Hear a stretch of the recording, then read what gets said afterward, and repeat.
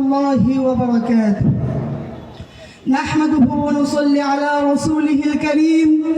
أما بعد فأعوذ بالله من الشيطان الرجيم. بسم الله الرحمن الرحيم. وتعز من تشاء وتذل من تشاء.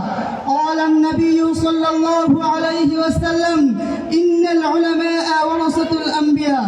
صدق الله العظيم وصدق رسوله النبي الكريم، ونحن على ذلك من الشاهدين والشاكرين، والحمد لله رب العالمين.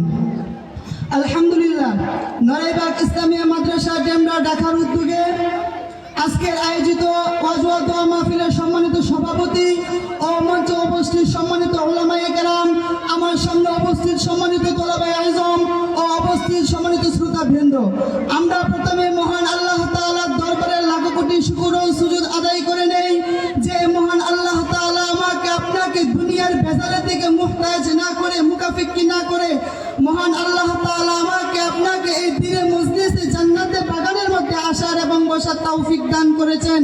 এই জন্য সকলে দিল খুলে প্রাণকে উজাড় করে দিয়ে একবার মহান আল্লাহ তাআলার দরবারে কালিমাতুল শুকর আদায় করি। সকলে বলে আলহামদুলিল্লাহ। আর আওয়াজ দিতে হবে, আওয়াজ হবে না। আমাদের হুম করে যেন কাফের বেঈমানরা পালিয়ে যেতে বাধ্য হয়, আমাদের আওয়াজে যেন কাফের বেঈমানরা পালাতে হয়, এই আওয়াজ দিতে হবে। আমরা আবারও শুকর আদায় করি আলহামদুলিল্লাহ। আজ আমাদের দেশে কিছু নাস্তিক মুদ্রারা রয়েছে যারা প্রতিনিয়ত চেষ্টা করতেছে আমাদের দেশ থেকে যেন কওমি মাদ্রাসা মসজিদ গুলাকে বন্ধ করে দিতে পারে। তারা প্রতিনিয়ত চেষ্টা করতেছে আমাদের দেশ থেকে তারা কিভাবে কওমি মাদ্রাসা গুলাকে বন্ধ করবে। যেবার যারা চেষ্টা করতেছে আমাদের দেশ থেকে কওমি মাদ্রাসা মসজিদ গুলাকে বন্ধ করে দেওয়ার জন্য, তাদেরকে আমি ছোট্ট একটা উদাহরণ দিয়ে বুঝাইতে চাই।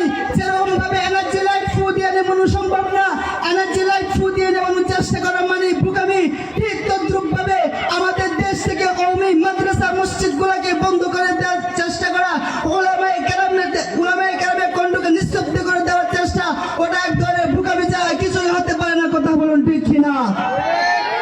আজ আমাদের দেশে এমন কিছু নাস্তিক রয়েছে, তারা চাচ্ছে এক মামুনুল হককে কণ্ঠকে নিস্তব্ধ করে দিলে আমাদের দেশে হক কথা বলার মতো আর কেউ থাকবে না।